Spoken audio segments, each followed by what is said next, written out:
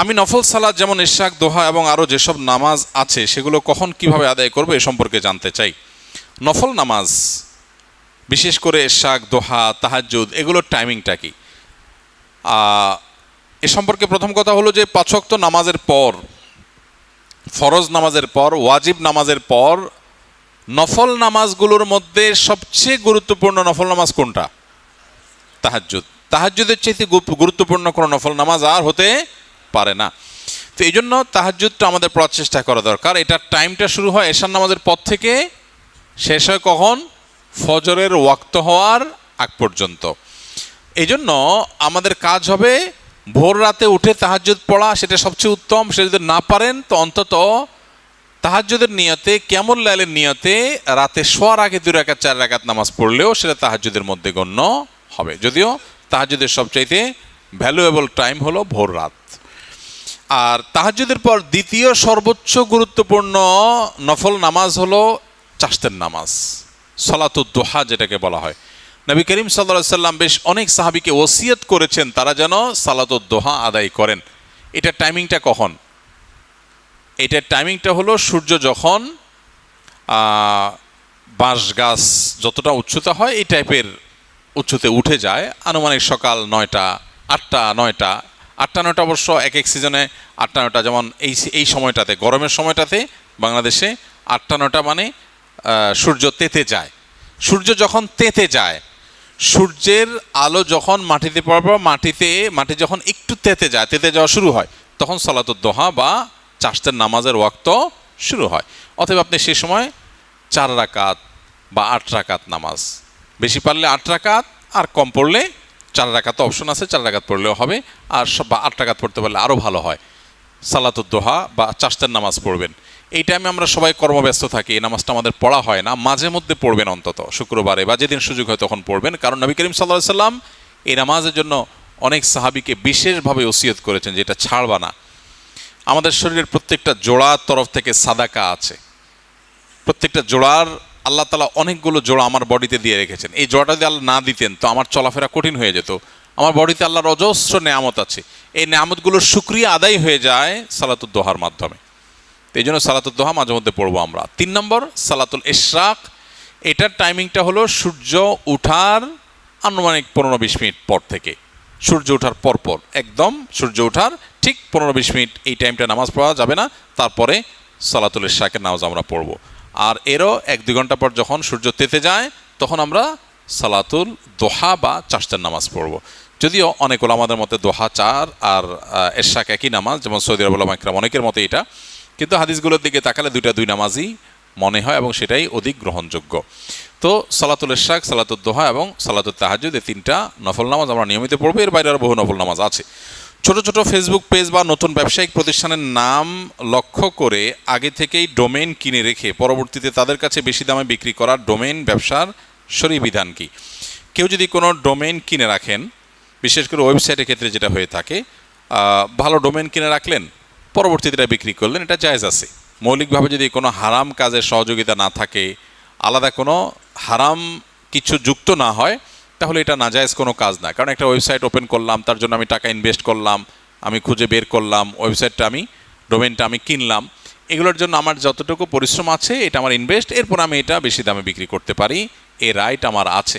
আর কেনাবেচার ক্ষেত্রে শরীয়ত ক্রেতা বিক্রেতা উভয়ে যেই রেটের উপরে সম্মত হবে, শরীয়ত সেখানে কোনো সে থাকে না, কোনো কথা বলে না।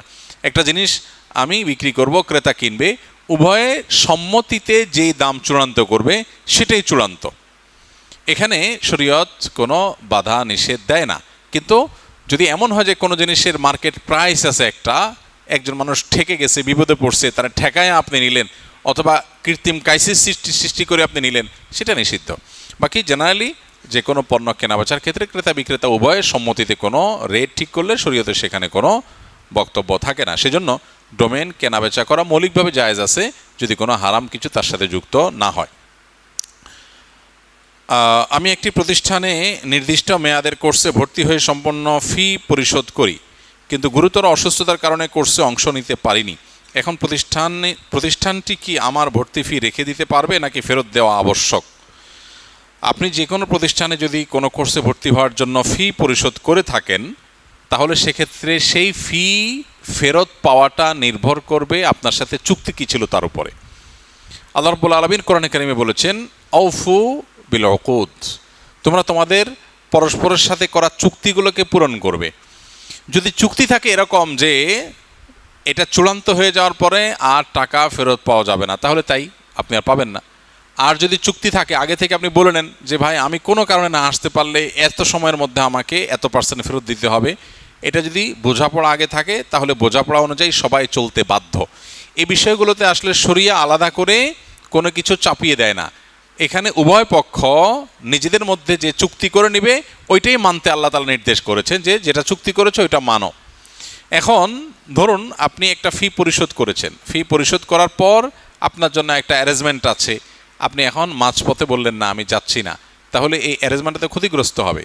সেজন্য অবশ্যই কর্তৃপক্ষ আগে থেকে বলে কয়ে ঘোষণা দিয়ে শর্ত দিয়ে সেটা সে কেটে রাখতে পারে, কিন্তু এই জিনিসটা ক্লিয়ার হতে হবে, অস্পষ্ট হলে জায়েজ হবে না। ক্লিয়ার হতে হবে বলতে আগে থেকে বলা থাকতে হবে, ভাই আমি কিন্তু আপনার সাথে চুক্তিবদ্ধ হলাম যে আপনি আমার এই কোর্স কিনেছেন, এই পেমেন্টের পর আপনি না আসলে কিন্তু কোনো টাকা ফেরত পাবেন না, বিকজ আপনার পেছনে আমার আলাদা পরিশ্রম আছে, ব্যয় আছে, তাছাড়া শৃঙ্খলা রক্ষার খাতিরে এটা আমাকে করতে হবে, না হলে যে কেউ যে কোনো সময় যদি প্রত্যাহার করে তাহলে তো কোর্স ঠিক মতো চলবে না। এটা আগে থেকে যদি ক্লিয়ার করে তাহলে আপনি বুঝে শুনে যাবেন যে ভাই এখানে টাকা ফেরত দিবে না, অতএব আমি টাকা দেওয়া মানে আমি যাব।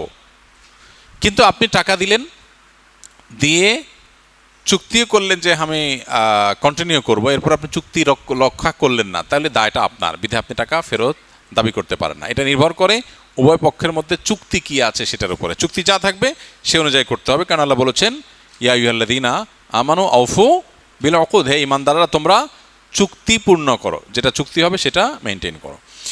আমরা বাংলাদেশে বসে ভিপিএন বা আইপি ব্যবহার করে বিভিন্ন দেশের ভার্চুয়াল নম্বর দিয়ে ফেসবুক, টেলিগ্রাম, হোয়াটসঅ্যাপ ইত্যাদি অ্যাকাউন্ট তৈরি করে বিক্রি করি।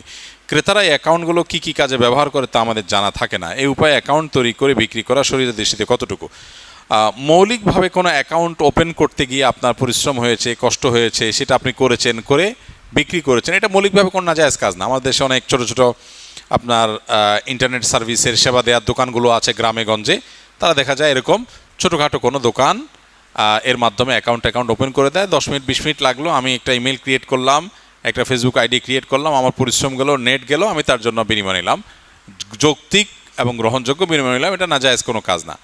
কিন্তু এই যে ভিপিএন দিয়ে বিভিন্নভাবে আপনার প্রচুর পরিমাণে অ্যাকাউন্ট কিনে তৈরি করে সেগুলো বিক্রি করলে সাধারণত এগুলো আপনার বিভিন্ন রকমের স্ক্যামিংয়ে ইউজ হয় এবং এগুলো দিয়ে অনেক প্রতারণা হয়ে থাকে, সেটা বলা বাহুল্য। যদি আপনি সেটা মোটামুটি পরিষ্কার থাকেন এবং আপনি জানেন যে এই অ্যাকাউন্টগুলো বিভিন্ন অন্যায় কাজে ব্যবহার হয়, তাহলে সেক্ষেত্রে সেটার বেচা কেনা জায়েজ হবে না। আপনি যদি জানেন যে এটা এই কাজেই ব্যবহার হবে, তাহলে সেটা করা আপনার জন্য জায়েজ হবে না, অন্যথায় এটা জায়েজ হতে পারে। আচ্ছা, সর্বশেষ প্রশ্ন হলো, দাম্পত্য জীবনে অশান্তি আজ ঘরে ঘরে, কি আমল করলে দাম্পত্য জীবনে আমরা সুখ শান্তি পেতে পারি? প্রিয় ভাইরা আমার, দাম্পত্য জীবনে অশান্তিটা আমাদের সামাজিক সমস্যাগুলোর শীর্ষে। আমাদের সমাজে যে সমস্যাগুলো সবচেয়ে প্রকট, এর মধ্যে একটা হলো দাম্পত্য কলহ। ঘরে ঘরে আজ দাম্পত্য কলহ এবং স্বামী স্ত্রীর মধ্যে অমিল, অশান্তি, এটা ঘরে ঘরে, কেউ কাউকে সহ্য করতে পারে না। আপনি যদি বলেন যে এর প্রধান কারণ কি, আমি এক কথায় বলবো, এর মূল কারণ হলো দিন থেকে দূরে সরে যাওয়া। দিন থেকে দূরে সরে যাওয়া। যার দিন যত বেশি পারফেক্ট, যার দিন যত বেশি টেকসই দাম্পত্য জীবনে, সে তত বেশি সুখী। যার দিনদারিতা যত দুর্বল, তার দাম্পত্য সম্পর্ক ততটা দুর্বল।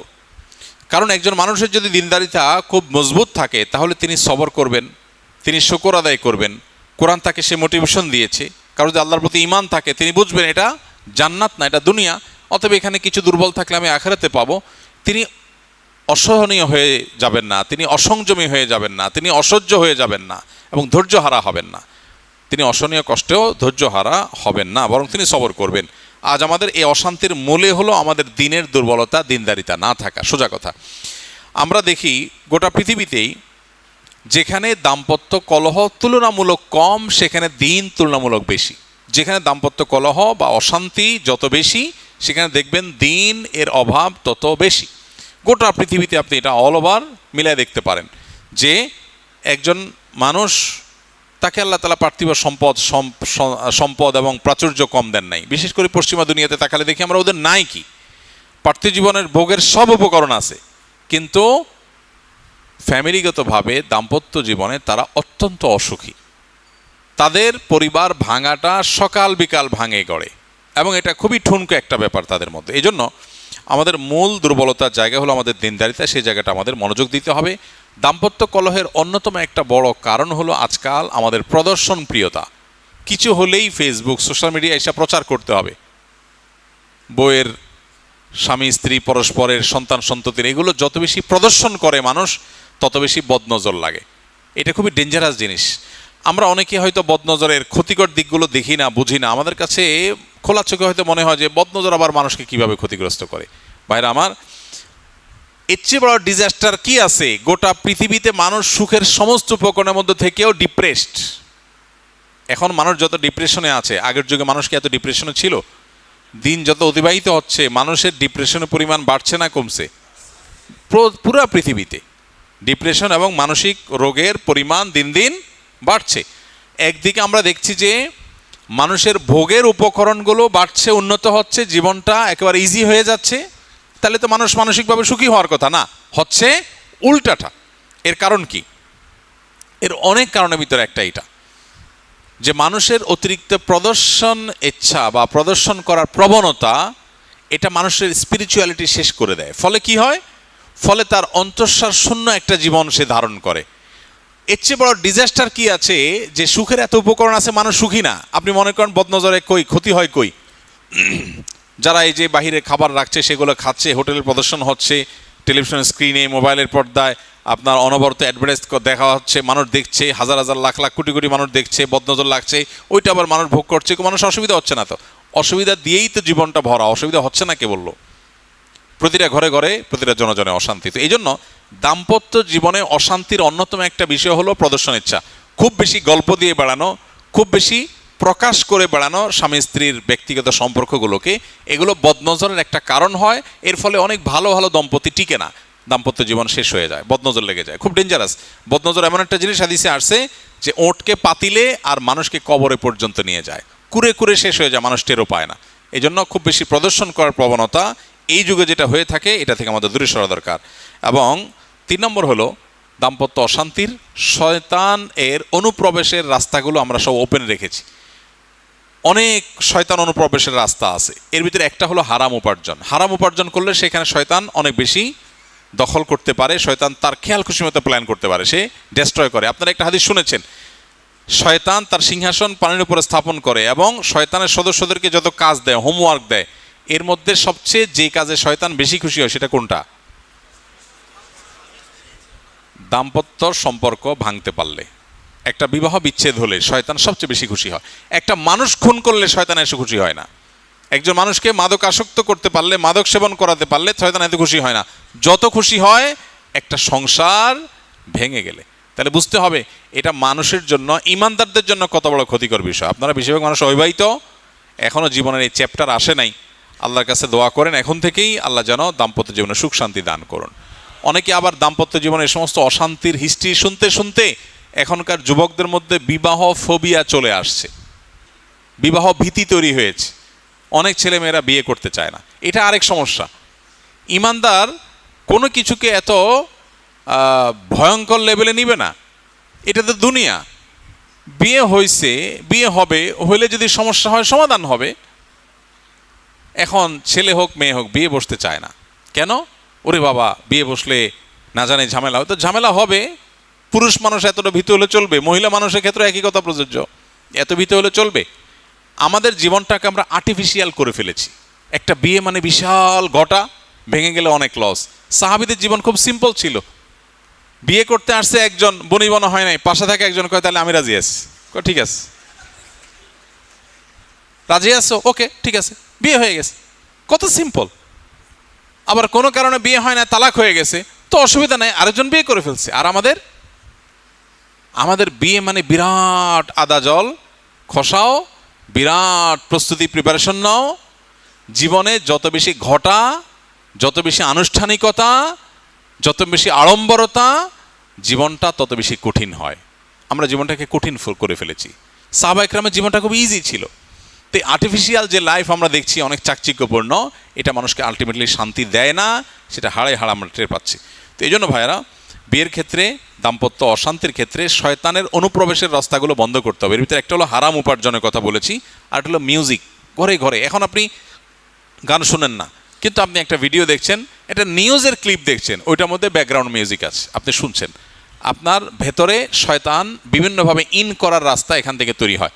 শয়তানি মানুষের মধ্যে দাম্পত্য কলহটা মূলত তৈরি করে। এর পাশাপাশি আরেকটা হলো বিকৃত যৌনতা। এটা এখন গোটা বিশ্বব্যাপী একটা সংকট, সোজা কথা। আপনারা অ্যাপস্টিন ফাইল সম্পর্কে শুনেছেন কয়দিন আগে, না? লক্ষ্য রাখবেন, বিকৃত যৌনতা এটা পার্ট অফ রিচুয়াল, তাদের শয়তানকে তুষ্ট করার একটা কাজ। এখন ঘরে ঘরে এই জিনিসটাকে আজ পশ্চিমারা ঢুকিয়ে দিয়েছে। এটাও শয়তান অনুপ্রবেশের একটা মাধ্যম। এর ফলে কি হয়? দাম্পত্য অশান্তি শুরু হয়।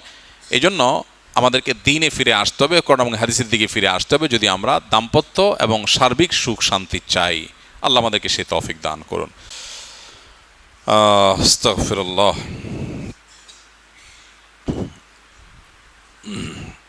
আগের সপ্তাহে অনেক প্রশ্ন রয়ে গেছে, এগুলোর উত্তর দেওয়া হয়নি। সময় যদি থাকে দুই একটা উত্তর দেব ইনশাআল্লাহ।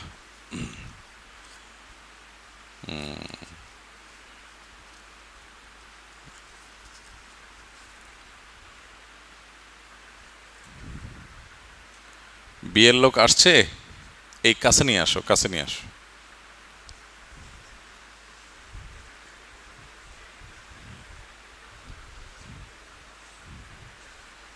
এখানে চলে আসুক, এখানে চলে আসুক, সমস্যা নেই। আচ্ছা আচ্ছা, ঠিক আছে। জি ভাই, এত কানাঘুষা কেন? হ্যাঁ, এখানে মসজিদের বারান্দায় নামাজ পড়ার সময় সামনে থাকা থাই গ্লাসের দরজা বা পার্টিশনকে কি সূত্রা হিসাবে ব্যবহার করা যাবে? গ্লাসের উপাস দিয়ে মুসল্লিগণ যাতায়াত করলে কি নামাজের ক্ষতি হবে কিনা? ভাই, নামাজে যখন আমরা দাঁড়াবো একাকী বা জামাতে, সেক্ষেত্রে আমাদের সামনে দিয়ে মানুষ যাতে চলাচল করতে অসুবিধা তৈরি না হয় সেভাবে আমরা নামাজে দাঁড়াবো। অর্থাৎ এমনভাবে নামাজে দাঁড়াবো যে আমি যেখানে দাঁড়াবো সেখানে সামনে ওয়াল আছে, তাহলে কারো হাঁটা চলার ব্যাপার নাই। অথবা একটা পিলার, এটাকে সামনে রেখে নামাজে দাঁড়াবো, তাহলে পিলারের অপর দিক থেকে মানুষ, পিলারের পর থেকে মানুষ হাঁটা চলা করতে পারবে। এমন জায়গায় নামাজে দাঁড়ানো উচিত না যেই জায়গায় নামাজে দাঁড়ালে মানুষের হাঁটা চলায় অসুবিধা হবে। ধরুন আপনি মসজিদের মাঝখানে এখানে দাঁড়ায় গেলেন, দাঁড়ায় আল্লাহু আকবার নামাজ শুরু করে দিলেন। তো এখন পুরা মসজিদে মানুষ এই পাশ থেকে ওই পাশে যাওয়ার দরকার হবে, তাদের অসুবিধা হবে। এই জন্য যে দাঁড়াবে তার দায়িত্ব হলো ওয়ালকে সামনে রেখে, পিলারকে সামনে রেখে, কোনো কিছুকে সামনে রেখে দাঁড়াবে, যাতে মানুষের পথে চলাচলের কোনো অসুবিধা না হয়। এই জন্যই নবী আলাইহিস সালাম আমাদেরকে, যদি ওয়াল বা পিলার সামনে নিয়ে দাঁড়াবার মতো পরিবেশ পরিস্থিতি না থাকে, সবসময় ওয়ালের সামনে যে পড়া যায় না, মসজিদে অনেক মানুষ, তাহলে সেক্ষেত্রে সামনে কিছু একটা দিয়ে, সূত্রা বলে যেটাকে, এক হাত বা তার চেয়ে একটু বড় লাঠি, এটা দিয়ে তারপর নামাজ পড়তে বলেছেন। তো আমরা লাঠি বা এই জাতীয় কোনো কিছু দিয়ে নামাজ পড়বো, যাতে করে ওইটার বাহিরের সাইডে দিয়ে মানুষ চলাচল করতে পারে এবং নামাজির মনোযোগ যাতে নষ্ট না হয়। নামাজি ব্যক্তির সামনে দিয়ে হাঁটা চলা নিষিদ্ধ, যারা হাঁটা চলা করবে তারা গুনাহগার হবে। তো যাতে অন্য কেউ আমার কারণে গুনাহগার না হয় সেটা আমাকে খেয়াল রাখতে হবে। আবার একই সাথে নামাজি ব্যক্তির ঠিক কাছাকাছি সামনে দিয়ে হাঁটলে তার নামাজে মনোযোগটা নষ্ট হবে। এই জন্য সূত্রা দিয়ে রাখবে, যাতে সূত্রার বাহিরের সাইড দিয়ে মানুষ হাঁটা চলা করে এবং তার মনোযোগ নষ্ট না হয়। এখানে যেটা জানতে চেয়েছেন যে বারান্দা নামাজ পড়ছেন, সামনে গ্লাস আছে, গ্লাসের পার্টিশন আছে, তাহলে এটা সূত্রার কাজ দিবে কিনা? উত্তর হলো হ্যাঁ, দিবে।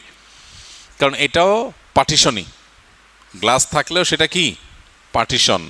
তবে স্বচ্ছ গ্লাস থাকলে যদি অপর প্রান্তে সব কিছু দেখা যায়, তো সেক্ষেত্রে নামাজি ব্যক্তি তার নজরকে সেজদার দিকে, সেজদার জায়গার মধ্যে সীমাবদ্ধ রাখবে, যাতে করে সামনে সোজাসুজি নজর না যায়।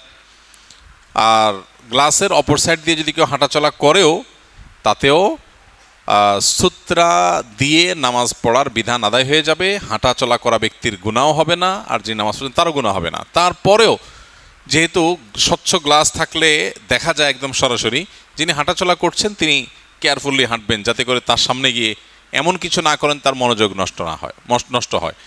ধরুন আপনি গ্লাসের অপর সাইডে আছেন, নামাজি ব্যক্তি আপনাকে দেখছেন বরাবর সামনে, এখানে দাঁড়ায় দাঁড়ায় কথা বলতেছেন, তো একটু সরে যেয়ে কথা বলেন, কারণ একটা লোক নামাজ পড়ছে, তার কনসেন্ট্রেশন নষ্ট হবে।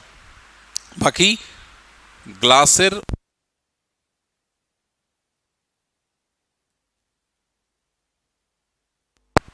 আল্লাহ আস্তাগফিরুল্লাহ আস্তাগফিরুল্লাহ আস্তাগফিরুল্লাহ আস্তাগফিরুল্লাহ।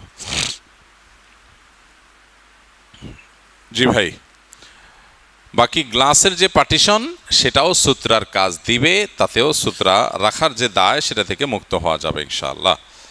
এরপরে প্রশ্ন হলো, আর্থিক অবস্থা খুব একটা ভালো না, তবে ওমরা করার নিয়ত করেছি, কিন্তু শুনেছি ওমরা করলে নাকি বড় হজ করা বা ফরজ বাধ্যতামূলক হয়ে যায়, এটা কি সত্য? না, এটা ভুল কথা। ওমরা করলে হজ করতেই হবে এমন কোনো কথা নেই। কারণ তৌফিক আছে ওমরা করার, শুধু তিনি ওমরা করেছেন, হজ করার তৌফিক নেই, তিনি করেন নাই, তাতে তার কোনো গুনাহ হবে না। এরপরে প্রশ্ন হলো অহংকার কাকে বলে? ভাই অহংকার কাকে বলে? নবী করিম সাল্লাল্লাহু আলাইহি সাল্লাম এই প্রশ্ন উত্তরে বলেছেন যে অহংকার হলো বাতারুল হাক্কি ওয়া গামতুন নাস, সত্যকে অস্বীকার করা আর মানুষকে তুচ্ছ মনে করা, মানুষকে দমায় রাখা, মানুষকে তুচ্ছ মনে করা, হেয় মনে করা, ছোট মনে করা, নিজেকে বড় মনে করা, এটাই অহংকার। অনেক লোক আছে দেখবেন সত্য অসত্য নাই, সে তর্ক করে কুতর্ক করে যাচ্ছে, সে বুঝতে পারছে তর্কের ফাঁকে যে যার সাথে তর্ক করতেছে অট্টা সঠিক, তারপরে মানলে যেহেতু ইজ্জত যায়, মাথা কাটা যায়, তর্ক করে ঠেলে নিয়ে চলে যায়। আছে না নাই? এটা অহংকারের কারণে হয়। বিনয়ী মানুষ সঙ্গে সঙ্গে বলবে হ্যাঁ সরি, আমি ভুল করেছি, তোমারটা আমি স্বীকার করে নিয়েছি। এটা হলো বিনয়ী মানুষ। ওই যে বললাম আখলাক সবচেয়ে ওজনই, এটা হলো আখলাকের পয়েন্ট, যে আমি বিনয়ী হব, আমি অহংকারী হব না। আমি যদি ভুল করি সেটা স্বীকার করতে কোনো অসুবিধা নাই। আমাকে গতকালকে একজন আলেম একটা লিঙ্ক দিয়ে বলছে, আপনার ভিডিও বক্তব্যে এই অংশটাতে তথ্যের ঘাটতি আছে, আপনি পুরো সঠিকটা বলেন নাই, অর্ধেক আসছে কথা। আমি সাথে সাথে অফিসে বললাম যে ভিডিও সব জায়গাতে ডিলিট করো, এবং পাল্টা ভিডিও, যেহেতু এটা লাইভের প্রশ্ন, অতএব পাল্টা লাইভে আমরা ইনশাআল্লাহ এটার কারেকশন দিয়ে দিব। এরকম আমরা প্রায় করি। আলবানী রাহিমাহুল্লাহ তার 4 ভলিউমে একটা কিতাব আছে, আমি সৌদি থেকে কিনে আনছি, তারাজুআতুল আলবানী। যেসব মাসআলা, যেসব তাহকিক থেকে উনি সরে আসছেন, নিজের ভুল নিজে বুঝতে পেরে, এগুলোকে একত্র করে মোটা বই হয়ে গেছে। আর আমরা কোনো বিষয়ে যদি তর্ক করি, আমার ভুলটা বুঝতেও পারি, তারপরেও তর্ক করে ঠেলে নিয়ে যায় ভুল বুঝার পরও। এটা মুসলমানের চরিত্র না। মুসলমান হলো সাথে সাথে স্বীকার করবে, ও সরি আমি ভুলে ছিলাম, আলহামদুলিল্লাহ আপনারটাই সঠিক। এটা হলো মুসলমানের চরিত্র। ওই যে বললাম আখলাক সবচেয়ে বেশি ওজনী আমল হবে মিজানের পাল্লায়। অতএব আখলাক ভালো করবো তো ইনশাআল্লাহ। তো এই সত্য জানার পরও সেটাকে না মেনে অহংকার করা, তেড়ামি করা, যে আমি কিভাবে মানি, তাহলে তো ছোট হয়ে যায়, এটা হলো অহংকার। আর মানুষকে তুচ্ছ মনে করা হলো অহংকার। কাউকে তুচ্ছ মনে করবে না। ইমানদার মনে করবে যে আমি আল্লাহর কাছে কোন জায়গায় দাঁড়িয়ে আছে আমার আমল আমি জানি না, অতএব যাকে আমি ছোট মনে করছি হতে পারে সে আল্লাহর কাছে অনেক প্রিয়। কাউকে তুচ্ছ মনে করব না।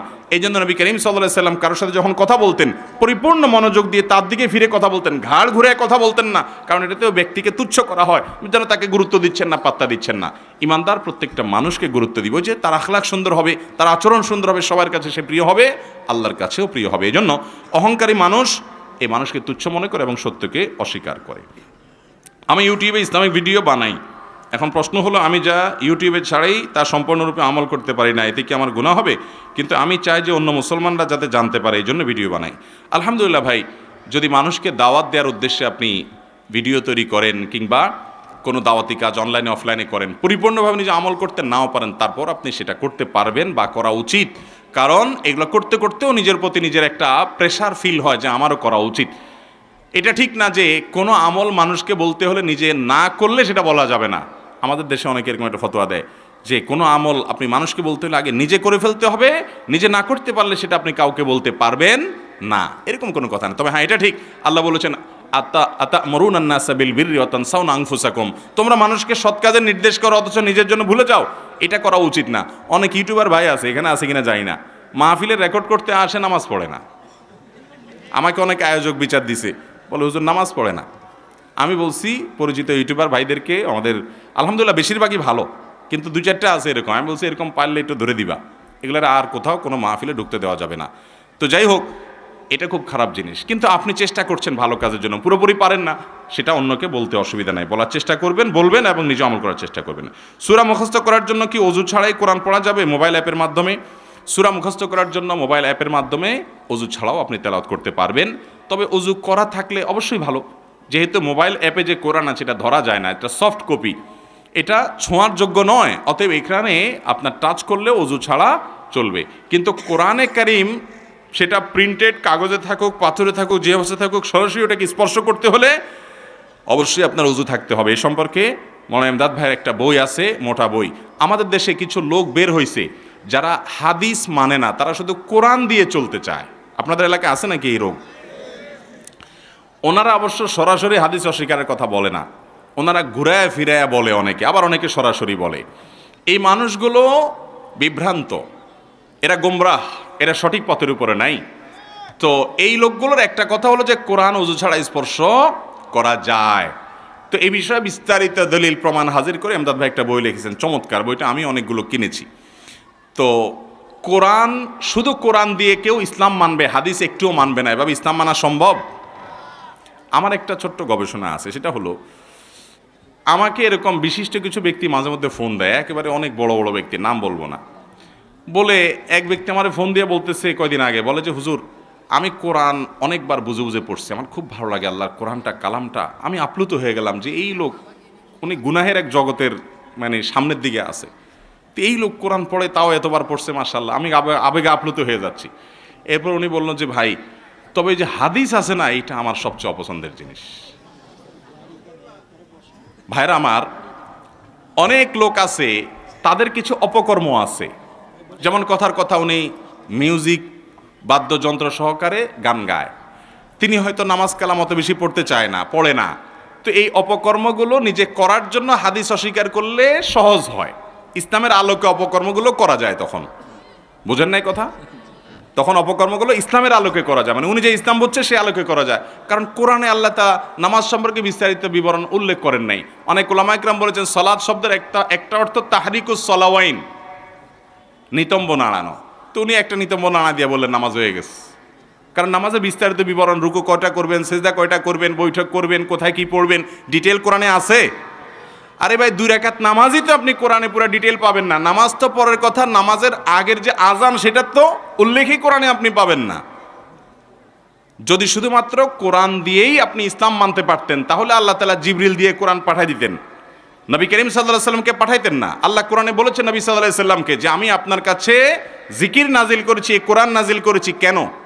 আপনার প্রতি কেন নাজিল করেছি? শুধু মানুষকে পৌঁছায় দিবেন এটার দায়িত্ব নয়, লিতুবাইয়িনা লিন-নাসি মা নুযিলা ইলাইহিম, যাতে করে মানুষের কাছে যা নাজিল হয়েছে আপনার কাছে ওইটাকে খুলে খুলে ব্যাখ্যা বিশ্লেষণ আপনি করে দেন। নবীজি সাল্লাল্লাহু আলাইহি সাল্লামের ডিউটি এটা, যে তিনি ব্যাখ্যা করে দিবেন, এটাই হাদিস। তার ব্যাখ্যা নেবেন না, আপনি মন গড়া ব্যাখ্যায় চলবেন, এটা কখনো ইসলাম হতে পারে না। এটা বিভ্রান্তি ছাড়া আর কিছু নয়। কোরআন, শুধু কোরআনের সংক্ষিপ্ত ভার্সন থেকে বিভ্রান্তিকর কথা বলা, বিভ্রান্তিকর আপনার বিভিন্ন ব্যাখ্যা বের করা, এটা সহজ। এই জন্য অনেকে আহলে কোরআন হয়, কোরআন অনুসরণের নাম দিয়ে হাদিস অনুসরণ বন্ধ করে দেয়। ভাইরা আমার, আমরা কোরআন কি ডাইরেক্ট আল্লাহ থেকে পাইছি, নাকি সাহাবীদের মাধ্যমে, তাবিদের মাধ্যমে, তাবিদের মাধ্যমে, একটা চেনের মাধ্যমে পাইছি? চেনের মাধ্যমে পাইছি না?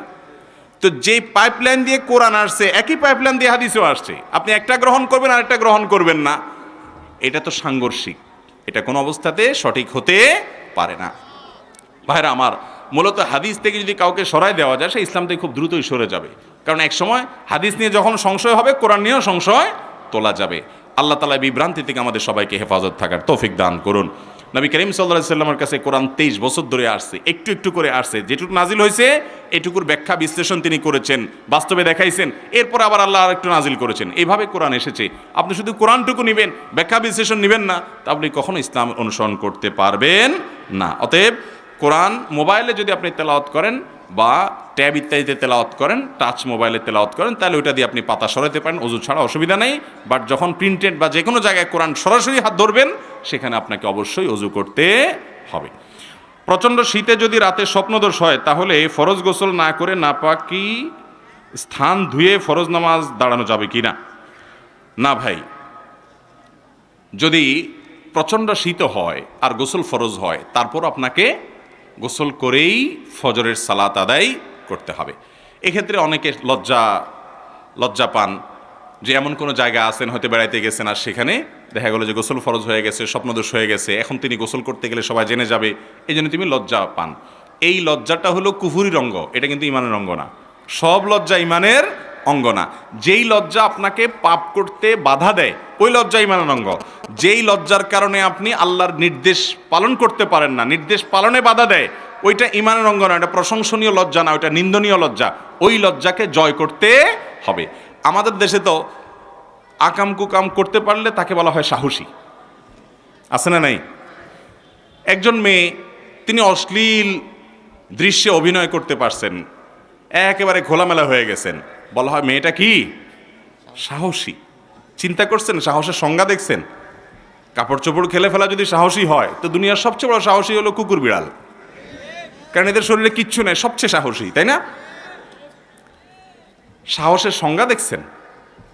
আল্লাহ তাআলা আমাদের হেফাজত থাকার তৌফিক দান করুন। তো ভাইরা আমার, এই জন্য এই যে আপনার ফরজ গোসল যে যা মনে করে করুক, কিসের লজ্জা? অবশ্যই আমি গোসল করে তারপরে ফরজ নামাজ আদায় করব, কোনো কাহিনী চলবে না। হ্যাঁ, যদি এমন কোনো জায়গায় হন, আপনি ওই যে সাজেকে চলে গেছেন, সেই সাজেকে দেখা যায় বান্দরবানে, খাগড়াছড়িতে, পাহাড়ের এমন কোনো জায়গায় গেছেন যে এত গরম, এত পরিমাণ ঠান্ডা পড়ছে, যে ঠান্ডায় আপনার অবস্থা খারাপ, কনকনে ঠান্ডা, শীত, এই পানিতে পড়লে বা ডুবলে বা পানিতে গোসল করলে, ওযু করতে গেলে আপনি মারা যাওয়ার মতো অবস্থা, গরম করারও কোনো ব্যবস্থা নাই, তাহলে আপনি তায়াম্মুম করে নামাজ পড়বেন। কিন্তু তাই বলে বাসা বাড়িতে আবার ঠান্ডা পানি দেখে তায়াম্মুম শুরু করে দিয়েন না, কারণ এখানে পানি গরম করার ব্যবস্থা আছে। তাছাড়া পানি ব্যবহার করলে আপনার কষ্ট হবে, মরে যাবেন না। জান্নাত পাইতে চান, একটু কষ্ট করবেন না, কীভাবে হতে পারে? এজন্য সৎসাহস করতে হবে। আমার ছেলে সন্তান কোনো কথা শোনে না, খুব অবাধ্য, আমাকে কোনো আমল বলে দেন। তো প্রশ্ন উত্তরে বলতে চাই, সন্তান অবাধ্য হওয়া এই যুগের সামাজিক সমস্যাগুলোর অন্যতম। আমাদের সমাজে কমন যে সমস্যাগুলো আছে, কমন যে ক্রাইসিস চলছে ঘরে ঘরে, এর মধ্যে থেকে অন্যতম হলো ছেলেমেয়েরা বাবা মার বাধ্যগত না, তাদের অনুগত না, তাদের কথা শোনে না, বেয়াদবি করে, অ্যারোগেন্সি করে, বেয়ারামি করে এবং অবাধ্য হয়। অনেক বাবা মা আছেন যারা এটা বাইরে বলতে পারেন না, তিনি মানুষের সামনে পারিবারিকভাবে সুখে থাকার অভিনয় করেন। হ্যাঁ, ছেলে মেয়ে নিয়ে অনেক ভালো আছি ভাই, অনেক হ্যাপি ভাই, কিন্তু ভেতরে অনেক ত্রাস, অনেক অশান্তি, অনেক কষ্ট তার, বেচারা বলতে পারেন না। ঘরে ঘরে জনে জনে এই সমস্যা। আমাদের কাছে মানুষ এসে মনের দুঃখের কথা বলেন, মানুষের কষ্টের কথা বলেন। সেই জায়গা থেকে আমাদের অভিজ্ঞতা বলছে যে আজ ঘরে ঘরে যে ক্রাইসিসগুলো আছে, এর মধ্যে অন্যতম একটা ক্রাইসিস হলো এটা যে আমাদের ছেলে মেয়েরা আজ আমাদের অবাধ্য হয়ে যাচ্ছে। ইন্টারেস্টিং বিষয় হলো, আমরা আমাদের বাবা মার যতটা বাধ্যগত ছিলাম, আমাদের ছেলে মেয়েরা আমাদের ততটা বাধ্যগত নয়। অথচ আমাদের বাবা মা আমাদেরকে এতটা সুখে রাখতে পারেন নাই, এতটা ভালো খাবার, আবাসন, পোশাক আশাক যা প্রয়োজন সেটার ব্যবস্থা এতটা তারা করতে পারেন নাই। এখন আমরা আমাদের সন্তানদের জন্য যতটা করতে পারি, তাহলে হওয়ার কথা ছিল উল্টা। আমার একটা জিনিস খাইতে মন চাইছে, আমার বাবা আমার মা সাথে সাথে সেটা ব্যবস্থা করতে পারেন না, বাট আমার ছেলের জন্য আমি অনেক বেশি পারি, তাদের তুলনায় আমার অ্যাবিলিটি অনেক বেশি, তাহলে আমার সন্তান আমার একটু বেশি অনুগত হওয়ার কথা ছিল না? কিন্তু হচ্ছে উল্টাটা। কারণ কি? আমাদের অনেকে আছেন বাবা মা ছোটবেলা অনেক শাসন করেছেন, কড়াকড়ি করেছেন, কোনো ক্ষেত্রে হয়তো একটু বেশিও করে ফেলেছেন, কিন্তু এমন সন্তান 100-এর ভিতরে একজনও পাওয়া কঠিন হবে যেই সন্তান সেই বাবা মার শাসনকে খারাপভাবে নেন, বরং এখন ফিল করেন, মিস করেন, ওটাকে আরও খুবই ভালোভাবে স্মরণ করেন যে বাবা মার শেষ শাসনের কারণে বিপদগামিতা থেকে আমি রক্ষা পেয়েছি, আল্লাহ আমাকে হেফাজত করেছেন। বাবা মার শেষ শাসনকে অত্যন্ত নেয়ামত হিসাবে অ্যাপ্রিসিয়েট করে সন্তান। আর এখন শাসন বা প্রহার তো দূরের কথা, সন্তানকে একটু জোরে ধমক দিলেও সন্তান দেখা যায় মন খারাপ করে এবং বাবা মার প্রতি সম্পর্ক নষ্ট হয়ে যায় এবং তাদের প্রতি বিদ্বেষী হয়ে যায়, তাদের থেকে দূরে সরে যায়। এই সমস্যার কারণ কি? ভাইরা আমার, একেবারে মূল এবং প্রধান কারণ যদি এক কথায় বলতে বলেন, তো আমার ক্ষুদ্র দৃষ্টিতে কোরআন এবং হাদিসের যতটুকু ইলম আল্লাহ আমাকে দিয়েছেন তার আলোকে আমি বলবো, এর মূল সমস্যা হলো আমাদের দিনদারিতার কমে যাওয়া। যে যতটা দিন ধারণ করে, যার ভিতরে যতটা দিনদারিতা আছে, সে বাবা মার তত বেশি অনুগত হবে। আমাদের সন্তানকে আমরা দুধে ভাতে রাখার যতটা চেষ্টা করি, তাদেরকে আল্লাহ ভীরু রাখার, মুত্তাকি পরহেজগার বানাবার, আল্লাহর সাথে পরিচিত করাবার চেষ্টা তার ধারে কাছেও আমরা করি না, তার অবশ্যম্ভাবী পরিণতি আমরা ভোগ করি। কোনো সন্তান যদি আল্লাহর পরিচয় পেয়ে যায়, কেউ যদি কোরআনের আনুগত্য, আল্লাহর নির্দেশের সামনে মাথা নত করার আবশ্যকীয়তা জানে, তাহলে সে কোরআন খুললেই দেখবে যে আল্লাহ মা বাবা সম্পর্কে কত গুরুত্ব দিয়েছেন, নবী আলাইহিস সালাম কতটা গুরুত্ব দিয়েছেন। এই জন্য আমাদের সমাজে এই ক্রাইসিসের মূলে হলো আমাদের পরিবারে আজ দুনিয়ার গুরুত্ব যতটা, দিনের গুরুত্ব তার ধারে কাছেও নাই। আমি সন্তানের মুখে হাসি ফোটাবার জন্য চাকুরি বাকুরি, ব্যবসা বাণিজ্য, টাকা পয়সা যেভাবে খুশি সেভাবে কালেক্ট করার চেষ্টা করি, কিন্তু সন্তানরে হাসি খুশি রাখতে হবে, তার জন্য বাড়ি ভালো বাসার ব্যবস্থা করতে হবে, ভালো স্কুলের ব্যবস্থা করতে হবে, কিন্তু আমার সন্তানটা যেন আল্লাহওয়ালা হয়, নেককার হয়, তার জন্য আমি তার ধারে কাছেও কোনো উদ্যোগ নিতে রাজি না। তো যেমন গাছ লাগাবো তেমন ফল পাবো। আমাদের বাবা মা বা আমাদের পূর্বপুরুষ, তাদের মধ্যে আমাদের মধ্যে এতটা বস্তুবাদ মুখিতা ছিল না, এতটা দুনিয়ার জন্য খাই খাই ভাব ছিল না আমাদের মধ্যে এখন যতটা আসছে। আমরা হয়তো অনেকে নামাজ রোজা পড়ি, লেবাসে পোশাকে মুসলমান, কিন্তু ভেতর থেকে আমরা আখেরাতমুখী না, আমরা দুনিয়ামুখী, আমরা দুনিয়াদার। এর করুণ পরিণতি আমরা ভোগ করছি। এটা হলো অন্যতম বড় কারণ। দ্বিতীয় কারণ হলো মাদাখিলুশ শয়তান। আমাদের জীবনে, আমাদের পরিবারে শয়তানের বিভিন্ন এন্ট্রেন্স আছে, এগুলোকে আমরা ওপেন রেখেছি, এবং শয়তান আমাদের জীবনের সাথে মিশে গেছে, আষ্টে পৃষ্ঠে সে আমাদেরকে বেঁধে ফেলেছে। ফলশ্রুতিতে সেগুলোর কুপ্রভাব আমাদের সন্তানদের মধ্যে পড়ে।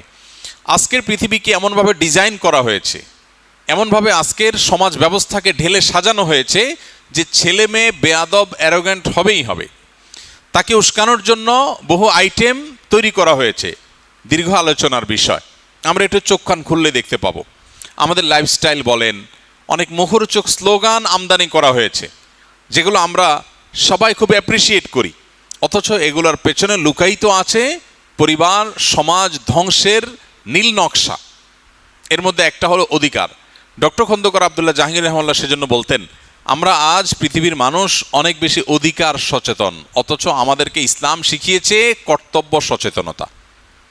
একটা হলো কর্তব্য সচেতনতা, আর একটা হলো অধিকার সচেতনতা। এখন দেখবেন ঘরে ঘরে সবাই কি অধিকার সচেতন, আমার অধিকার, আমার অধিকার, আমার কর্তব্যের কথাটা চিন্তা করে না। তো এই অতি অধিকার সচেতনতা, অধিকার সচেতনতা ভালো, কিন্তু অতি অধিকার সচেতনতা এবং অধিকার এটাকে সমাজে এমনভাবে কপচানো হয়েছে যে প্রত্যেকটা মানুষ সে কি পাবে শুধু সেই চিন্তা করে, তার কি করণীয় সে ব্যাপারে তার কোনো মাথা ব্যথা নেই। তো শয়তান আমাদের জীবনে নানাভাবে ঢুকে পড়েছে। আর শয়তান ইয়াজরি আহাদাকুম মাজরাদ দাম, নবী আলাইহিস সালাম বলেছেন যে শয়তানকে আমরা চোখে দেখি না, আমাদের রক্তের প্রবাহের সাথে মিশে যেতে পারে। সহিহ বুখারীর হাদিস। শরীরের রক্তের প্রবাহের সাথে সে মিশে যায়, আমাদেরকে দুর্বল করে, আমাদের উপরে প্রভাব বিস্তার করে।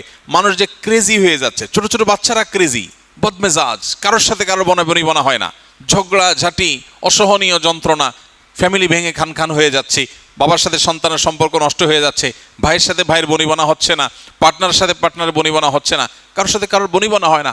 মানুষ অনেক বেশি আরামপ্রিয় হয়ে গেছে, বস্তুবাদী হয়ে গেছে, সহনশীলতা নষ্ট হয়ে গেছে। ইসলাম মানুষকে সহনশীল করে, ইসলাম মানুষকে ধৈর্যশীল করে, ইসলাম মানুষকে কর্তব্য পরায়ণ করে, ইসলাম মানুষকে অন্যের জন্য স্যাক্রিফাইস করা শেখায়। এই জন্য ইসলাম থেকে যত দূরে সরে যাবে মানুষ, তত মানুষের জীবনে অশান্তি আসবে। আল্লাহ তাআলা আমাদের সন্তানদের, আমাদের বাধ্যগত নেককার সন্তান হওয়ার তৌফিক দান করুন। এটার জন্য তাহলে প্রথমত দুনিয়ার উপর আখিরাতকে প্রাধান্য দিতে হবে নিজ এবং নিজের পরিবারের মধ্যে। এর পাশাপাশি সন্তান যেন দিনদার হয়, আল্লাহওয়ালা হয়, নেককার হয়, মুত্তাকি পরহেজগার হয়। সেজন্য বাবা মা হিসাবে, প্যারেন্টস হিসাবে শয়তানের যে অনুপ্রবেশের পথগুলো আছে সেগুলো বন্ধ করতে হবে। এবং বর্তমান পৃথিবীর যে ফিতনাগুলো আছে, কোন ফিতনা আমার সন্তানকে সাইকোলজিক্যালি বিপদগামী করছে, মানসিকভাবে আমার সন্তানকে বিভ্রান্তির দিকে নিয়ে যাচ্ছে, সেগুলো সম্পর্কে আমার নিজেকে অ্যাওয়্যার হতে হবে, সচেতন হতে হবে এবং তাকে সচেতন করতে হবে।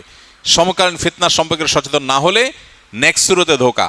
আপনি সন্তানকে কেরিয়ার পাগল বানাচ্ছেন, তার কাছে ক্যারিয়ারটা অনেক গুরুত্বপূর্ণ, এই ক্যারিয়ারের জন্য সে পাগল পড়া হয়ে যাচ্ছে, তার কাছে এর চেয়ে গুরুত্বপূর্ণ বিষয়গুলো অত্যন্ত অবহেলিত। তো এটা দৃষ্টিভঙ্গিগত ব্যাপার। এই ফিতনাগুলো সম্পর্কে আমরা সচেতন হলে তাদেরকে আমরা বাঁচাতে পারবো। আর 3 নম্বর হলো তাদের জন্য আল্লাহর কাছে দোয়া করা। নবী করিম সাল্লাল্লাহু আলাইহি সাল্লাম আমাদেরকে দোয়া শিখিয়েছেন, আল্লাহ তাআলা কোরআনে কারিমে দোয়া শিখিয়েছেন, রব্বানা হাব লানা মিন আজওয়াজিনা ওয়া যুররিয়াতিনা কুররাতা আয়ুন ওয়াজআলনা লিল মুত্তাকিনা ইমামা।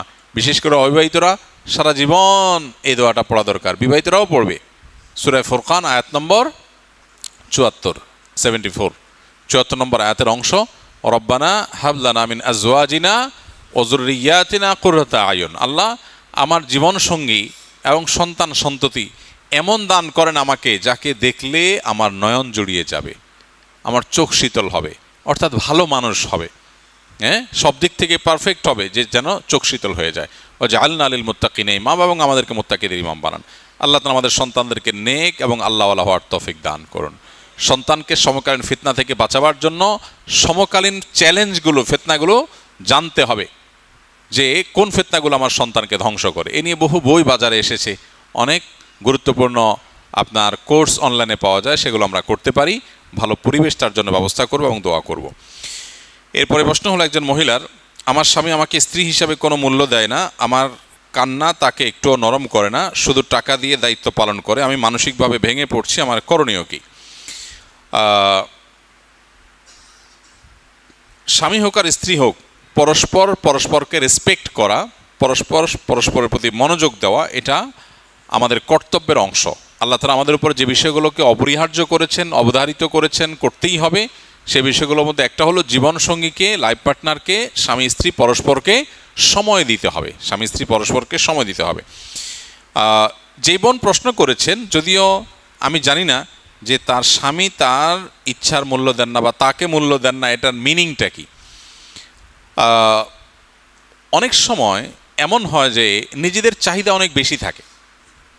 একজন দেখা যায় তার স্বামী তাকে যথেষ্ট যত্ন করে, কিন্তু তার কাছে মনে হয় যে না, আমাকে মনে যত্ন করছে না, শয়তান ওয়াসওয়াসা দেয়, এটা একটা ফ্যাক্ট। আরেকটা অসুবিধা হলো যে অনেকের প্রত্যাশা অনেক বেশি, আবার বাস্তবসম্মত আছে অনেকটা, যে অনেক ক্ষেত্রে স্বামী আসলে কেয়ারই না, সে শুধু টাকা পয়সা দিয়ে দায় সারে। অনেকে আছেন মাসে মাসে টাকা দিয়ে দিচ্ছে, খোঁজ খবর নাই, সে অমনোযোগী। এই দ্বিতীয়টা, সর্বশেষটা, এটা যদি হয়ে থাকে তাহলে সেক্ষেত্রে অবশ্যই স্বামী আল্লাহর কাছে গুনাহগার হবেন। শুধু টাকা দিয়ে স্ত্রীর দায়িত্ব আদায় করা চলবে না। আল্লাহ বলেছেন ওয়াশিরুহুন্না বিল মারুফ, তোমরা তোমাদের স্ত্রীদের সাথে জীবন অতিবাহিত করো, সংসার পরিচালনা করো সুন্দরভাবে, যথাযথভাবে। শুধু টাকা পয়সা দিয়ে যদি স্ত্রীর হক আদায় করে ফেলেছি বলে মনে হয়, তাকে একান্ত সময় দেওয়া না হয়, তার প্রয়োজন পূরণ করা না হয়, তাকে গুরুত্ব দেওয়া না হয়, তো অবশ্যই স্ত্রীর হক নষ্ট করেছেন।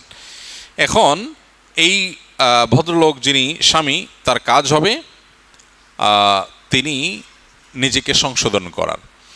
আর যে বোন প্রশ্ন করেছেন তাকে বলবো, যদি সত্যি আপনার স্বামী আপনাকে মনোযোগ না দেয়, ইগনোর করে, শুধু ভরণ পোষণটা দেয়, আপনি শুকরিয়া আদায় করেন এই দিক বিবেচনা করে যে অনেক অমানুষ আছে আপনার স্বামীর চাইতেও তারা আরও বেশি পাষাণ, তারা স্বামী হিসাবে স্ত্রীর ভরণ পোষণটাও দেয় না, আপনার তো ভরণ পোষণটা অন্তত দেয়। অনেকে আছে সেটুকুও দেয় না।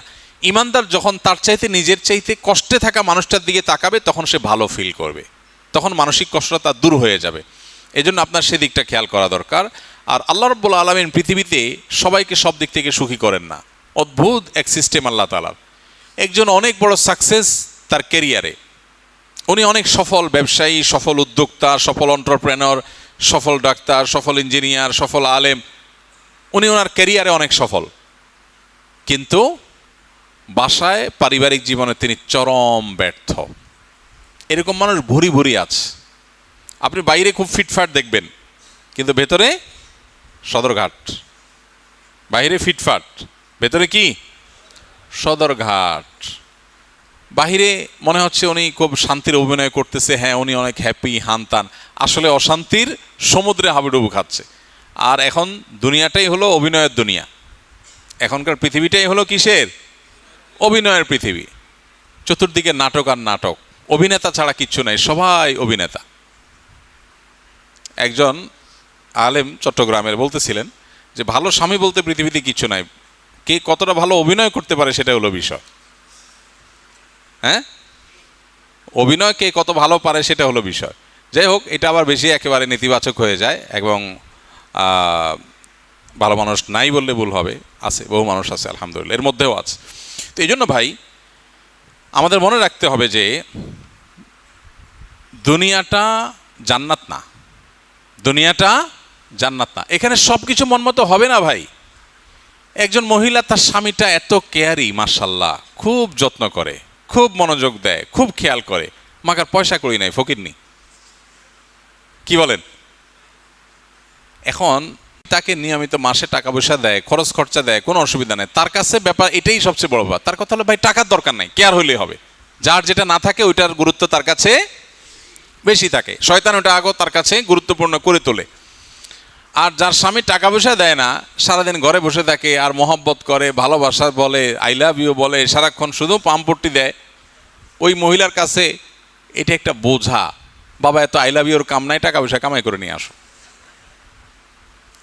দুনিয়াটা এমন, শয়তান এমনভাবে আমাদের সামনে তুলে ধরেছে, যার যেটা নাই শয়তান তার কাছে ওইটার জন্য হাহাকার তৈরি করে। আর ইমানদার এগুলোর সবগুলোর বিরুদ্ধে যুদ্ধ করে, এই বলে যে আল্লাহ যে অবস্থা রেখেছেন আলহামদুলিল্লাহ। আমার সঙ্গে যদি অমানুষ হয় তাকে মানুষ করার চেষ্টা আমি করব, কিন্তু অ্যাট দ্য সেম টাইম আমি আল্লাহর প্রতি কোনো অভিযোগ আমার নাই, আমি শুকরিয়া আদায় করব, কারণ এর চাইতে বেশি ক্রাইসিসে বহু মানুষ আছে আমাদের কাছে, অর্থাৎ হুজুরদের কাছে মানুষ সুখের দিনে আসে না। এই ছেলে বসো। আমাদের কাছে মানুষ, হুজুরদের কাছে সাধারণত মানুষ সুখের সময় আসে না। আসে কখন? ঠেলায় পড়লে, ঠেকে গেলে, তখন হুজুরদের কাছে আসে। হ্যাঁ, ডাক্তার এবং হুজুর এই দুই শ্রেণী মানুষের কাছে মানুষ সুখের সময় যায় না, আসে দুঃখের সময়। তো বহু মানুষ আছে যাদের দুঃখ শুনে আমাদের অবাক লাগে যে এই লোক দুঃখে আছে, মানুষ চিন্তাও করবে না। পাত্র হিসাবে তাকে দেয়া হলে যে কোনো পাত্রীপক্ষ রাজি হয়ে যাবে। আবার পাত্রীপক্ষের অনেকে আছেন যে পাত্রীর প্রোফাইল, ফ্যামিলি হিস্ট্রি দেখলে যে কোনো পাত্র অস্থির হয়ে যাবে, কিন্তু ভেতরের হিস্ট্রি জানলে কেউ সামনে আগাবে। এক একজনকে আল্লাহ তাআলা এক একটা দিয়ে পরীক্ষা করেন। পৃথিবীর কোনো মানুষ 100% সুখী নাই। সুখে ওই লোকটাই যে লোকটা পরিপূর্ণ দিনদার হতে পেরেছে, আল্লাহর সামনে নিজেকে পরিপূর্ণ সুপর্দ করতে পেরেছে, যে লোকটা বলেছে আল্লাহ যা দিয়েছেন আলহামদুলিল্লাহ, এই লোক সুখী। কারণ তার কোনো দুঃখ নাই, তার এক্সপেকটেশনই নাই। এক্সপেকটেশন না থাকলে আর দুঃখ আসবে কোত্থেকে? সে আশাই করে যে সুখের জায়গা হলো জান্নাত, এটা দুনিয়া, এখানে সব কিছু মন মতো হবে না। কারোর স্বামীটা অনেক ভালো, শাশুড়িটা খারাপ। হ্যাঁ, কারোর শাশুড়িটা ভালো, স্বামীটাও ভালো, কিন্তু দেবর ননদগুলো অমানুষ। কারোর হয়তো এগুলোর সবই ভালো মাশাআল্লাহ, কিন্তু পয়সা নাই। কারোর আবার পয়সা আছে, সবই ঠিক আছে, কিন্তু স্বামীটা চরিত্র খারাপ। আছে না নাই? এক একজনের এক এক সমস্যা। আরেকজনের সব ঠিক আছে, কিন্তু স্বামীর মুখেতে সারাদিন দুর্গন্ধ বাইর হয়।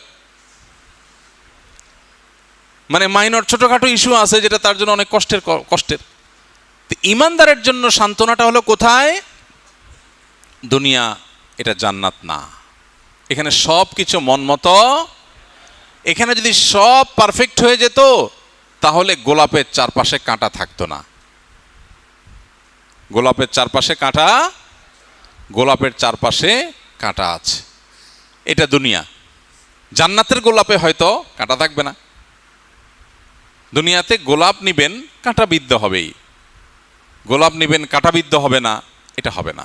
এই জন্য দুনিয়াতে যেই কোনো কিছুতে অতৃপ্তি থাকবে। এই জন্য আমার যে বোন প্রশ্ন করেছেন তাকে বলবো আলহামদুলিল্লাহ বলুন, সবর করুন, স্বামীকে সংশোধন করবার চেষ্টা করুন, ওলামা একরামের দ্বারা মোটিভেশন করাবার চেষ্টা করুন, আল্লাহর কাছে দোয়া করুন এবং দিল থেকে বলুন, আল্লাহ অ্যাটলিস্ট আমার স্বামীটা তো ক্যান্সার আক্রান্ত না, আমার স্বামীটা তো অ্যাটলিস্ট বড় কোনো দুরারোগ্য ব্যাধিতে ভুগছে না, চরিত্রহীন না, বা অন্য দিক থেকে তার আরও খারাপ হতে পারতো, সেটা তো অন্তত না। আলহামদুলিল্লাহ, আল্লাহ তাআলা আমাদেরকে মানসিকভাবে সুখ এবং শান্তির নিয়ামত হাসিল করার তৌফিক দান করুন।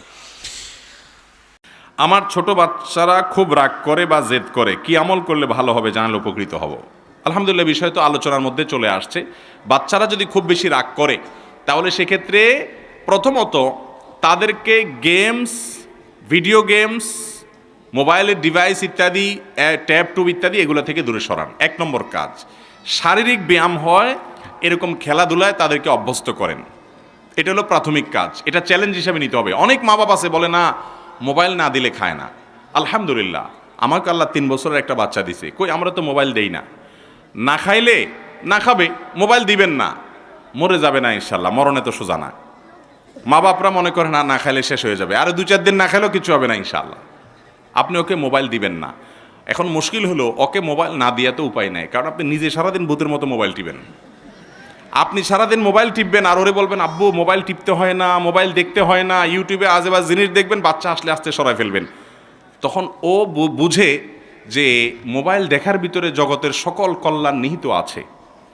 আমার মা আমার বাবা আমাকে সেটা থেকে দূরে রাখার ষড়যন্ত্রে লিপ্ত আছে, বিধায় যে কোনো মূল্যে ইহা আমাকে দেখিতেই হইবে। বাচ্চাকে আপনি ওয়াজ করে নসিহত করে মানুষ করতে পারবেন না। বাচ্চারা নসিহত শুনে মানুষ হয় না, ওরা দেখে মানুষ হয়। বাচ্চারা শুনে শিখে না, তারা দেখে শিখে। ঘরে ঘরে এই রোগের রোগী আজকাল। বাচ্চারা ক্রেজি, বদমেজাজি। এই বদমেজাজ থেকে দূরে সরানোর জন্য বাসায় নিজেরা মোবাইলের নিয়ন্ত্রিত ব্যবহার করেন। সারাদিন মোবাইলের ভিতরে ডুবে থাকেন না। আপনি সারাদিন টিপবেন আর বাচ্চারা টিপতে দিবেন না, এটা হবে না, বাচ্চা মানবে না। নিজে বাঁচেন, ওকেও বাঁচান, খেলাধুলাতে অভ্যস্ত করেন। 1 নাম্বার 2, তার বদমেজাজ দূর করার জন্য সুন্নাহসম্মত আমল হিসাবে আউযু বিল্লাহি মিনাশ শাইতানির রাজিম পড়ে পড়ে তাকে ফু দেন। সে যে খাবার বা পানীয় খায়, পান করে, এগুলোতে ফু দেন। 7 বার বেজোড় সংখ্যক বার পড়েন আউযু বিল্লাহি মিনাশ শাইতানির রাজিম পড়ে ফু দিয়ে তাকে খাওয়ান। ইনশাআল্লাহ তার ভিতরে বদমেজাজের যে ভাব আছে এটা কমতে থাকবে। আল্লাহ তাআলা আমাদের বাচ্চাগুলোকে সবগুলোকে শান্ত মেজাজের এবং বুদ্ধিমান মানুষ হওয়ার তৌফিক দান করুন। হটমেজাজি বদমেজাজি বাচ্চা এখন ভরপুর, ঘরে বাইরে সব জায়গায় ভরে গেছে। আর নিয়েন না প্রশ্ন ভাই, এগুলো ফজর বন্ধ দিয়ে উত্তর হবে না। আচ্ছা, কেউ যদি নিজের সম্পদ রক্ষা করতে গিয়ে মারা যায় বা তাকে যদি হত্যা করা হয়, তাহলে শরীয়ত কি বলে জানালে উপকৃত হব। ভাই, নবী করিম সাল্লাল্লাহু আলাইহি ওয়াসাল্লাম বলেছেন, মান কুতিলা দুনা মালিহি ফাহুয়া শাহীদ। যে ব্যক্তি নিজের সম্পদ রক্ষা করতে গিয়ে ধস্তাধস্তিতে মারা গেল বা ডাকাত বা শত্রুপক্ষ তাকে হত্যা করে ফেলল, তিনি হত্যার জন্য প্রস্তুত ছিলেন না, তিনি সম্পদ বাঁচাতে গিয়েছেন, কিন্তু তার হত্যা হয়ে গেল, হত্যা করে ফেলল প্রতিপক্ষ, তাহলে সে ব্যক্তি আল্লাহর কাছে শাহাদাতের মর্যাদা পাবে। এটা তার জন্য দোষের কিছু না। এবং সম্ভ্রম রক্ষার জন্য যে নারী তিনি তার জীবন হারাতে হলো, তাকেও আল্লাহ তাআলা একই মর্যাদা দিবেন। একইভাবে যে ব্যক্তি তার দ্বীন ঈমান রক্ষা করতে গিয়ে মারা যাবে, সে তো শাহাদাতের মর্যাদা অবশ্যই পাবে। আমি এক লোকের কাছে 1 লক্ষ টাকা পাই, কিন্তু কোনোভাবেই পাওনা টাকা ফেরত পাচ্ছি না। এই অবস্থায় আমি যদি সেই লোকের 20,000 টাকা কৌশলে সরিয়ে ফেলি, তাহলে কি আমার পাপ হবে? ভাই, হাসির কথা না তো, খুব দরকারি প্রশ্ন তো। অনেক সময় এরকম হয় যে পাওনাদার বেচারার টাকা দেনাদারে দেয় না, কিন্তু কোনোভাবে দেনাদারের টাকা যদি তার হাতের নাগালে আসে, তখন টাকাটা উসুল করার সুযোগ থাকে। তো সুযোগ যদি থাকে, আপনি সেটা আপনার পাওনা অনুযায়ী, আপনি 20,000 দিয়েছেন, এখন 20,000ই আপনি সাইজ করার সুযোগ পাইছেন, আপনি করতে পারেন, কারণ এটা আপনার অধিকার। তার কাছে আপনার 20,000 টাকা পাওনা আছে, সে দেয় না, দিবে বলে কোনো হাবভাবও নাই, ঘুরাচ্ছে। আপনি চান্স পাইছেন ওই 20,000-এ, 20,000 চান্স পাইছেন, আবার 25,000 নেবেন না, কিন্তু আপনি যা পাবেন সেটা নিতে পারবেন। নবী করিম সাল্লাল্লাহু আলাইহি ওয়াসাল্লাম এর কাছে এক ব্যক্তি এসে বললেন যে, ইয়া রাসূলুল্লাহ, আমার বাবা বা সন্তান সে আমাকে ভরণ পোষণ দেয় না, অথচ এটা তার কর্তব্য, আমার অভাব আছে, দরকার আছে। তখন নবী সাল্লাল্লাহু আলাইহি ওয়াসাল্লাম বলেছেন, তুমি তার সম্পদ থেকে যতটুকু তোমার প্রয়োজন ততটুকু নিতে পারো, যেহেতু সে দিচ্ছে না, তোমার প্রাপ্য অধিকার। তো সে আলোকে আপনি আপনার দেনাদার যে, সে যদি দেনা পরিশোধ না করে, আপনি যদি নিতে পারেন এভাবে নিতে পারেন। তবে তাই বলে তার কাছ থেকে এটা নিতে গিয়ে মিথ্যার আশ্রয়, প্রতারণার আশ্রয় বা অমানবিক কোনো উদ্যোগ আপনি নেবেন না। সে ইচ্ছাকৃতভাবে ঘুরাচ্ছে, মাতালুল গানিয়ে জুলমুন হাদিসে আসছে, সচ্ছল মানুষ তারপরও ঘুরাঘুরি করে, এটা অত্যাচার, মানুষকে ঘুরায়। তাহলে সেক্ষেত্রে আপনি আপনার প্রাপ্য যতটুকু ততটুকু আপনি নিতে পারবেন ইনশাআল্লাহ। আমি একজন যুবক, মোবাইলের প্রতি মারাত্মকভাবে আসক্ত, এর থেকে মুক্তির উপায় কি? এই রোগের রোগী এখন ঘরে ঘরে, এই মাহফিলের বেশিরভাগ লোকই আমরা এই রোগের রোগী, সব ডাইরেক্ট হয়ে গেছে ডায়রিয়ার রোগীর মতো। অযথা একটু পরপর মোবাইল ঘন্টাকে ঘন্টা আমরা স্ক্রল করে যাচ্ছি। এই স্মার্টফোনের এই রোগ থেকে অনেক যুবকরা মাস্টার বেশনে অভ্যস্ত হয়ে গেছে, জীবন শেষ করে ফেলছে। এই মোবাইল ফোনের অতিরিক্ত ব্যবহার, নিয়ন্ত্রণহীন ব্যবহার থেকে অনেক যুবক পর্নোগ্রাফিতে আসক্ত হয়ে গেছে। তো এই রোগগুলো থেকে বাঁচার জন্য এবং মোবাইলের এই নেশা থেকে বাঁচার জন্য আমি সবসময় বলি একটা মহৌষধ আছে। সেই মহৌষধটা হলো স্মার্টফোনটা কোথাও বিক্রি করে দিয়ে বা কাউকে একেবারে দিয়ে একটা বাটনওয়ালা ফোন নেবেন 6 মাসের জন্য। কয় মাসের জন্য? 6 মাস। নফস তো মানতে চাবে না, বলবে পাগল হয়েছিস তুই, এই ফোন ছাড়া বাঁচবো আমি? এই জন্য নফসরে বলবেন না, পুরা জীবনের জন্য না, তো মাত্র 6 মাস। এটা ফুসলেয়া ফাসলেয়া মনকে রাজি করাবেন যে 6 মাসের জন্য আমি বাটনে যাচ্ছি। সবাই বলে দিবেন যে আমার মেসেঞ্জার টেসেঞ্জার নাই দোস্ত, ফোনে পাবা। এই বাটনওয়ালা সেট যদি 6 মাস ব্যবহার করতে পারেন, স্মার্টফোনের ধারে কাছেও না যান, ফেসবুক আইডি সব যদি 3 তালাক দিয়ে রেখে দিতে পারেন 6 মাসের জন্য, দেখবেন ইনশাআল্লাহ নেশাটা কেটে গেছে। এরপর আপনি স্মার্টফোনে যাবেন কি না? উত্তর হলো যতটুকু আপনি নিজেকে দূরে সরে রাখতে পারেন তত বেশি আপনার রোগের ট্রিটমেন্ট ভালো হবে। যত লম্বা টাইম করতে পারেন, 1 বছর যদি করতে পারেন আরও ভালো। এরপরে গেলেও ইনশাআল্লাহ নিয়ন্ত্রণ করার চেষ্টা করলে নিয়ন্ত্রণ করার চেষ্টা এই করার মাধ্যমে আশা করা যায় নিয়ন্ত্রণ করতে পারবেন। এটা একটা মহৌষধ, এটা করতে হবে। আপনি সারাদিন মোবাইলে ডুবে থাকবেন আর আমাকে বলবেন হুজুর একটা দোয়া শিখাই দেন, যে দোয়া পড়লে আমার মোবাইলের আসক্তি উদাও হয়ে যাবে। এরকম কোনো দোয়া নাই। বুঝতে পারছেন কথা? ইমাম ভুল করলে মুক্তাদি কি বলে লোকমা দিবে, সুবহানাল্লাহ নাকি আল্লাহু আকবার? নবী করিম সাল্লাল্লাহু আলাইহি সাল্লাম বলেছেন আত-তাসবিহু লির-রিজাল ওয়াত-তাসফিকু লিন-নিসা। ইমাম যদি ভুল করে, পিছনে মুক্তাদি পুরুষ যদি লোকমা ধরে, ভুল ধরে, তাহলে সেক্ষেত্রে সে সুবহানাল্লাহ বলে উঠবে। আর মহিলারা যদি ভুল ধরে তাহলে তারা এভাবে আওয়াজ করবে হাতের উপরে, হ্যাঁ, হাতের পিঠের উপরে আরেক হাত দিয়ে বাড়ি দিবে, তালির মতো করে আওয়াজ করবে। তাহলে ইমাম সাহেব বুঝবে যে তার ভুল হচ্ছে। সুবহানাল্লাহ বলবেন যে এটাই এই জায়গায় যুক্তিযুক্ত, কারণ সুবহানাল্লাহ বলা হয় আশ্চর্যজনক কিছু দেখলে। আরে দ্বিতীয় রাকাতে ইমাম সাহেব বসে কথা, হুজুর দাঁড়ায় গেছে, আশ্চর্য কথা, সুবহানাল্লাহ, এটা এই জায়গা। আল্লাহু আকবার তো বড় কিছু অর্জন হলে তখন বলতে হয় কি আল্লাহু আকবার। ইমাম সাহেব বসে নাই, না বসে দাঁড়ায় গেছে, আপনি বলেন আল্লাহু আকবার, মানে বড় কিছু অর্জন হয়ে গেছে, আসলে কিছু অর্জন হয় নাই। এই জায়গায় বলতে হবে কি সুবহানাল্লাহ। বেশিরভাগ লোকই আমাদের দেশে দেখা যায় লোকমা দিতে গিয়ে কি বলে আল্লাহু আকবার, অথচ বলতে হবে সুবহানাল্লাহ। চুল কালার করে এটা উত্তর গেছে। ফজরের সময় তাহিয়াতুল মসজিদ ও 2 রাকাত সুন্নত নামাজ কি একসাথে পড়া যাবে নাকি আলাদা আলাদা করে আদায় করতে হবে? উত্তর হলো ফজরের নামাজের জন্য নবী আকরাম সাল্লাল্লাহু আলাইহি সাল্লাম ফজরের আজানের পর 2 রাকাত সুন্নত ছাড়া আর কোনো সালাত আদায় করতেন না। এজন্য আমরা যারা মসজিদে এসে, পুরুষ যারা, তারা তো সবাই মসজিদে জামাতে পড়বো, জামাতে সালাত আদায় করব। তো বাসা থেকে সুন্নত পড়লে লাস্ট টাইমে আসবেন যে জামাত শুরু হয়ে গেছে এরকম সময়। আর যদি মসজিদে আপনি আসেন আগে, তাহলে সেক্ষেত্রে মসজিদে এসে যদি আপনি সুন্নত পড়েন তাহলে ওই সুন্নতটাই 2 নিয়তে করতে পারেন। তাহিয়াতুল মসজিদের নিয়ত করতে পারেন, সুন্নতের নিয়ত একসাথে করতে পারেন, দুইটাই আদায় হবে ইনশাআল্লাহ। তাদাখুল করতে পারেন আর কি। কথা কি বুঝাতে পারছি?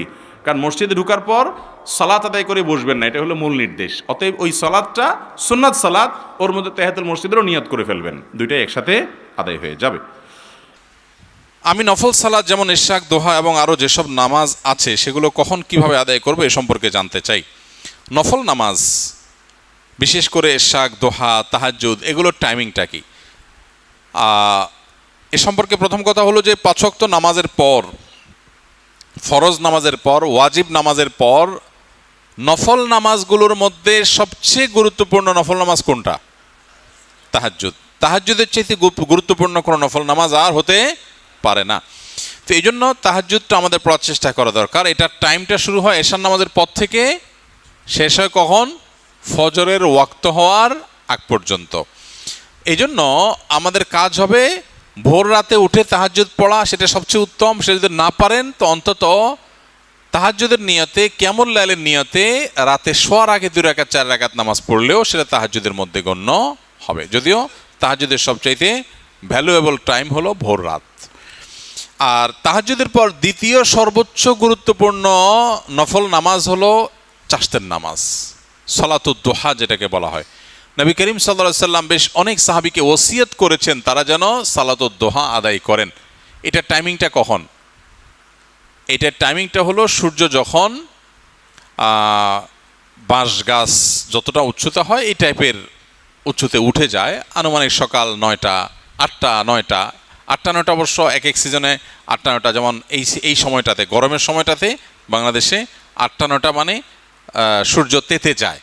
সূর্য যখন তেতে যায়, সূর্যের আলো যখন মাটিতে পড়ার পর মাটি যখন একটু তেতে যায়, তেতে যাওয়া শুরু হয়, তখন সালাতুদ দোহা বা চাশতের নামাজের ওয়াক্ত শুরু হয়।